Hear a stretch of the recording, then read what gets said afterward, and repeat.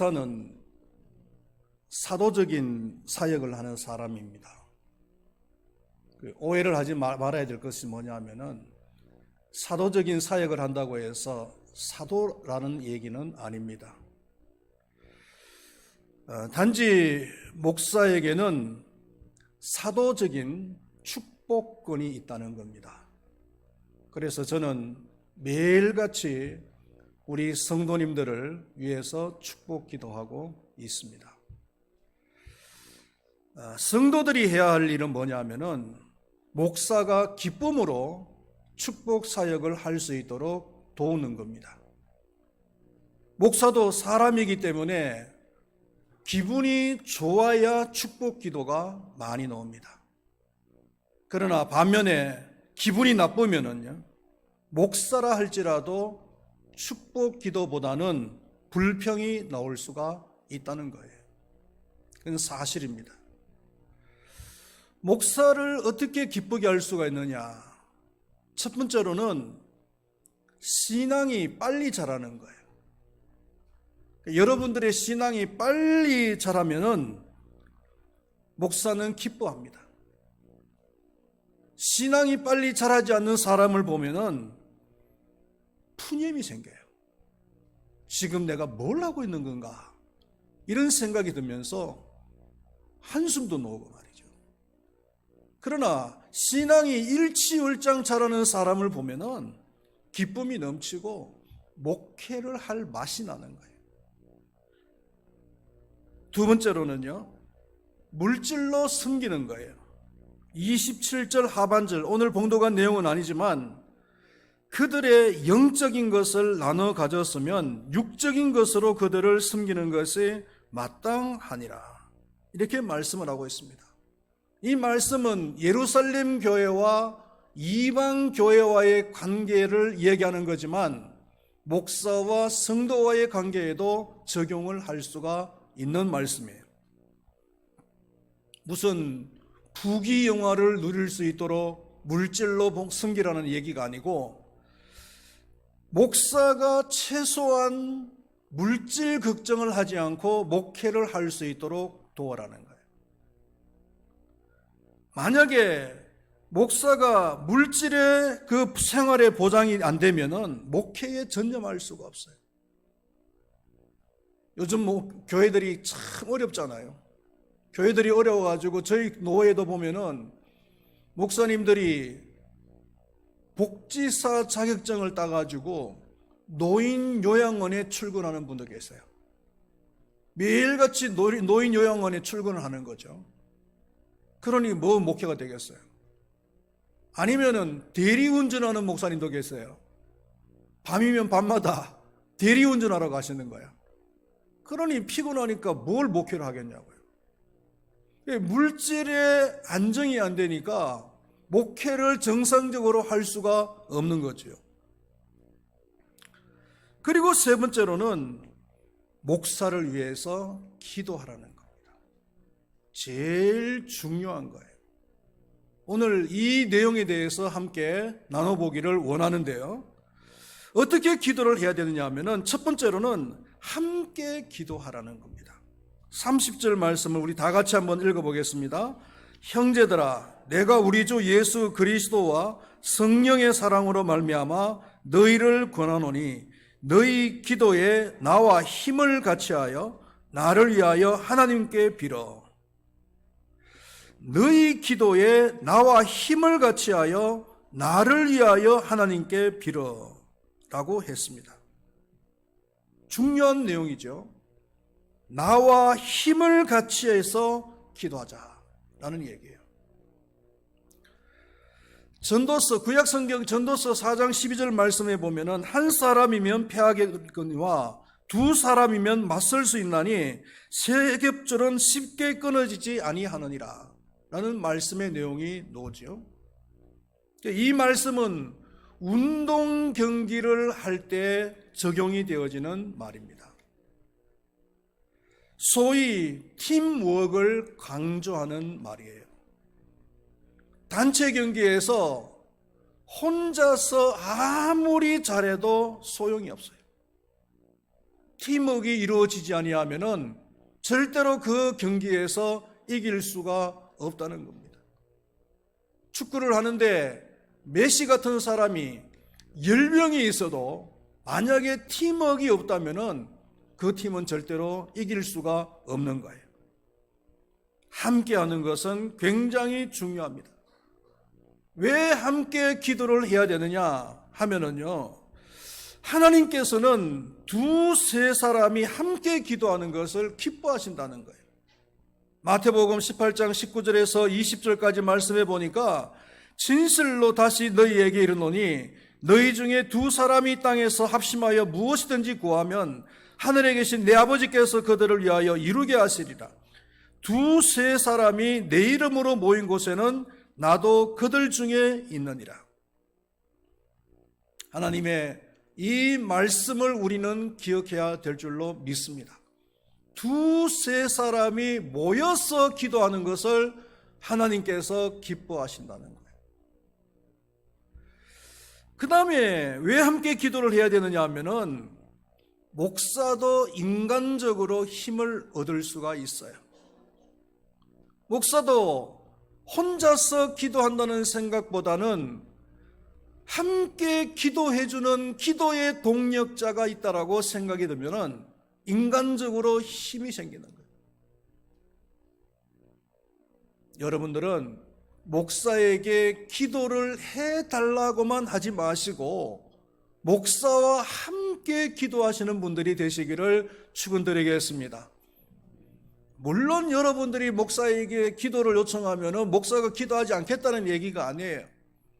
여러분들이 목사에게 기도 요청을 하면 저는 그 기도가 성취되어질 때까지 기도합니다. 그 기도 부탁을 하신 분을 예의주시해서 봅니다. 기도 응답이 되었는지 안 되었는지. 그리고 가끔 가다가 물어보기도 합니다. 성취될 때까지, 응답이 될 때까지 기도하는 거예요.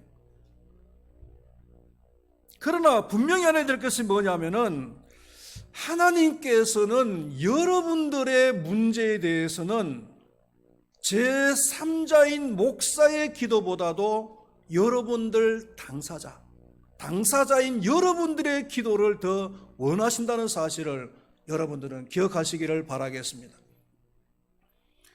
그 문제를 주셔가지고 그 문제를 통해서 여러분들을 통하여 이루시고자 하는 하나님의 뜻이 있단 말이에요.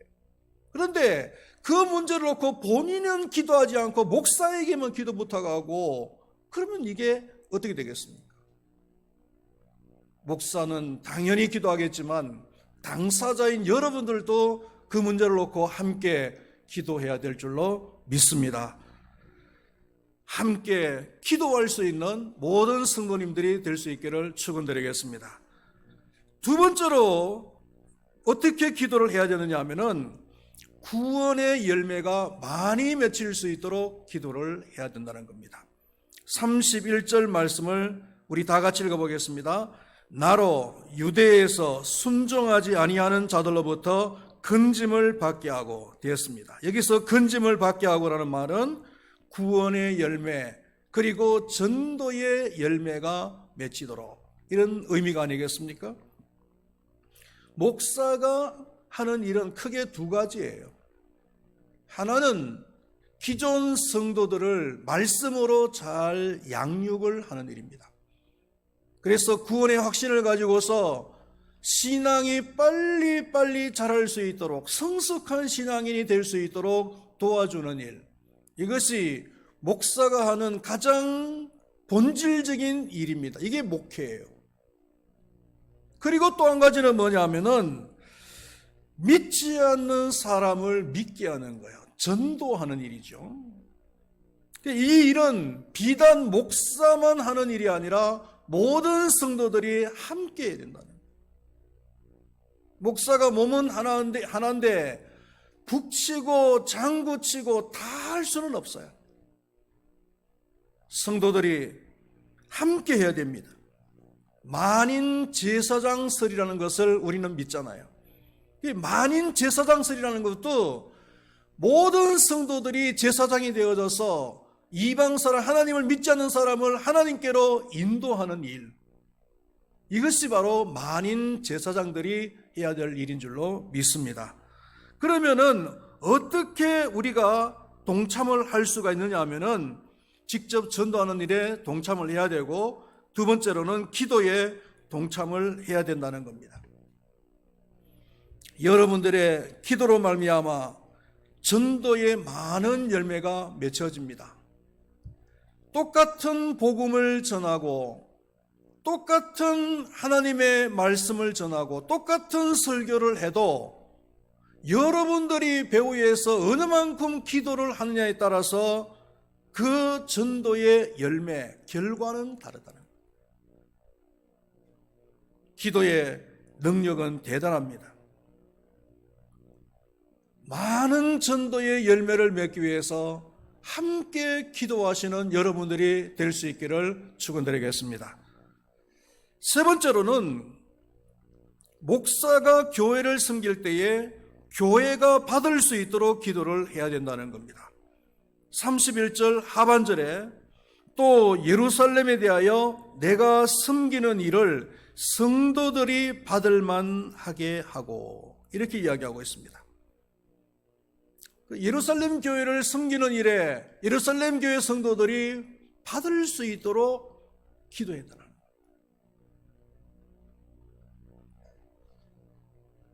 목회자가 목회의 어떤 의도를 가지고서 목회를 하는데 그 목회가 교회 안에 적용이 안 되어지고 성도들이 그 목회 의도를 잘 받아주지 않는다면은 그건 참 문제일 수 있죠.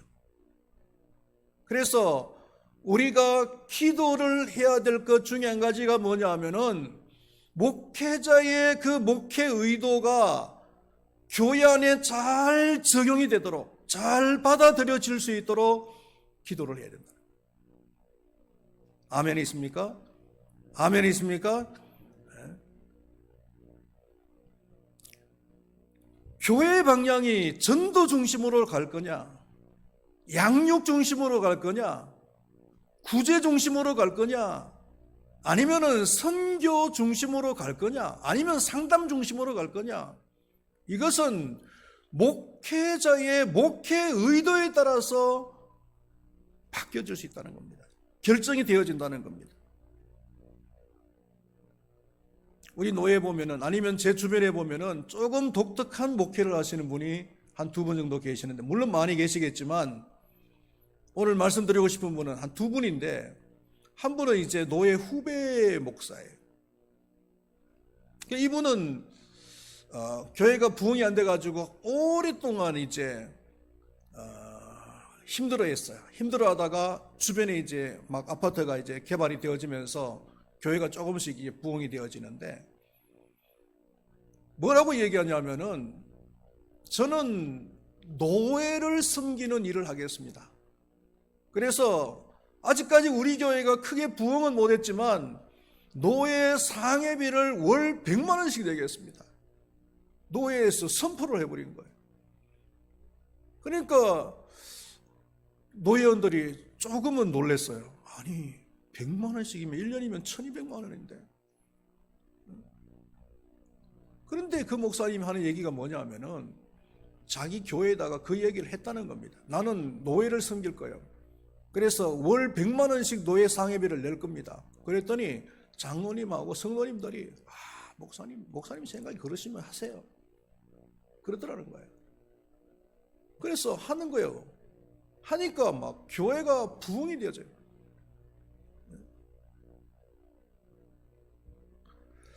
또 한 분은 우리 교회에 탁구 치러 오시는 장로님이 섬기는 교회인데, 제 동기 목사님 교회죠. 거기는 중고등부를 보이스카우트 훈련하고 연결해서 하는 거예요. 그래서 이번에 세계 잼버리 대회 있죠. 그 세계 잼버리 대회에도 지금 데려갔어요. 아이들 데려가가지고 훈련을 시키는데, 그 교회 중고등부하고 보이스카우트 훈련하고 연결해서 하는 그것도 좀 독특하잖아요. 근데 목사님이 그렇게 하겠다 한 거예요. 하겠다 하니까 장로님이야 모든 성도님들이 목사님이 생각이 그러시면 그렇게 하십시오라고 그렇게 동의를 다 한 거예요. 이 장로님이 어느 만큼 적극적으로 동참을 하느냐 하면은 잼버리 대회가 1일부터 12일까지 12일 동안 하잖아요. 12일 동안 장로님이 휴가를 냈어요. 휴가를 내가지고 그리고 중고등부아이들 데리고 잼버리 대회에 참석을 한 거예요. 그래서 하도 잼버리 대회 지금 말이 많아가지고 어제 한번 제가 전화를 해봤어요. 전화를 해가지고 괜찮습니까? 그랬더니 아이 목사님 아무도 문제 없습니다. 괜히 외부에서 그냥 기자들이 그냥 문제 삼아가지고 떠드니까 떠드는 거지 시끄러운 거지 지금 여기는 뭐 너무나 잘 돌아가고 있다고 그렇게 얘기를 하더라고요. 독특한 목회 방식이지만은 성도들이 받아주니까 그것이 가능한 거잖아요. 성도들이 목사의 의도에 따라서 잘 따라주는 것이 필요합니다. 그러면 교회가 되는 거예요. 주의를 해야 될 것이 뭐냐 하면은 첫 번째로 목사의 의도를 앞질러서 판단을 하면 안 돼요. 이건 대단히 위험한 겁니다. 추측을 해서는 안 된다는 거예요. 이건 목사를 돕는 것이 아니고 목사를 피곤하게 만드는 거예요. 힘들게 만드는 거예요. 반드시 목사의 의도를 갖다가 확인하고 그리고 도와주고 섬겨주는 그런 성도님들이 되셔야 된다는 겁니다.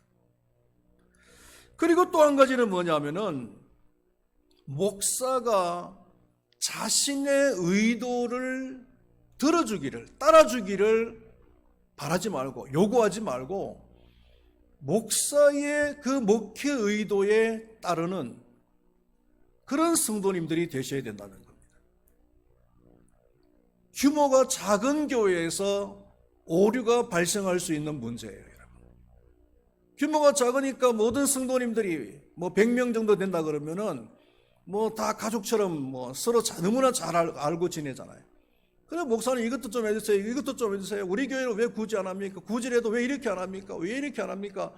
뭐 요구사항들이 있을 수 있어요. 그런데 목사는 몸이 하나예요. 몸은 하나인데 100명의 성도들이 다 요구를 하면은 그 100명의 요구를 어떻게 다 들어줍니까? 다 들어줄 수가 없어요.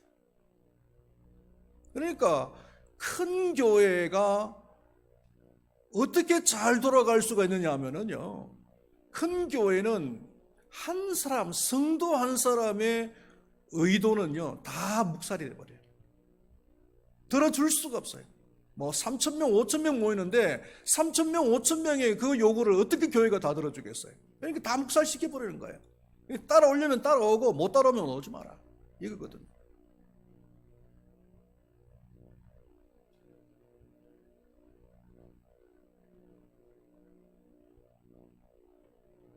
목사가 어떤 의도를 가지고서 목회를 하든지 믿고 순종하시기를 바라겠습니다. 이런 얘기를 하면 좀 이상할지는 모르겠지만 목사는요, 교회를 가장 사랑하는 사람이에요. 그리고 목사는 가장 기도를 많이 하는 사람입니다. 목사가 목회를 하는데 만약에 목회가 마음에 안 들어서 이의를 제기하려고 하는 마음이 있다면은 목사만큼 교회를 사랑하는지 그리고 목사만큼 기도하는지 다시 한번 자신을 돌아보고 그렇게 이의를 제기할 수 있어요. 목사가 교회를 섬기는데 교회에 그 의도가 잘 적용될 수 있도록 교회가 잘 받아들여질 수 있도록 위에서 여러분들이 기도하고 협조를 하시기를 바라겠습니다. 그러면 교회는 되는 거예요. 말씀을 맺도록 하겠습니다. 바울은 결론적으로 33절에서 평강의 하나님께서 너희 모든 사람과 함께 계실지어다 아멘이라고 했습니다. 주의 종을 위해서 함께 기도하는 자에게 하나님의 평강이 있기를 축복기도한 거예요. 사도적인 그 축복권을 사용을 했단 말이에요. 저도 오늘 여러분들을 위해서 축복하는데 오늘 설교 내용처럼 목사를 위해서 함께 기도하는 모든 성도님들이 되시기를 축원드리겠습니다. 그래서 하나님의 평강이 넘치는 그런 삶이 되시기를 축원드리겠습니다. 기도하겠습니다. 하나님 아버지, 우리 큰바위 교회 모든 성도님들은 목사를 위해서 기도하는 성도님들이 되게 하여 주시옵소서. 목사와 함께 기도하는 사람들이 되게 하시고 전도의 열매가 많이 맺힐 수 있도록 기도하게 하여 주시고, 그리고 목회의 의도가 교회에 잘 적용이 될 수 있도록, 잘 받아들여질 수 있도록 기도하는, 그리고 협조하는 우리 큰바위 교회 모든 성도님들이 되게 하여 주시옵소서. 그래서 우리 큰바위 교회가 참 건강한 교회, 좋은 교회, 성경에 가장 근접한 교회가 되어져서 하나님께 더 귀하게 쓰임받는 축복된 교회가 되게 하여 주시며, 우리 큰바위 교회 속해 있는 모든 권속들도 하나님 안에서 평강의 복을 누리며 살아갈 수 있도록 하나님께서 도와 주시옵소서. 감사합니다. 예수님의 이름으로 기도드리옵나이다. 아멘.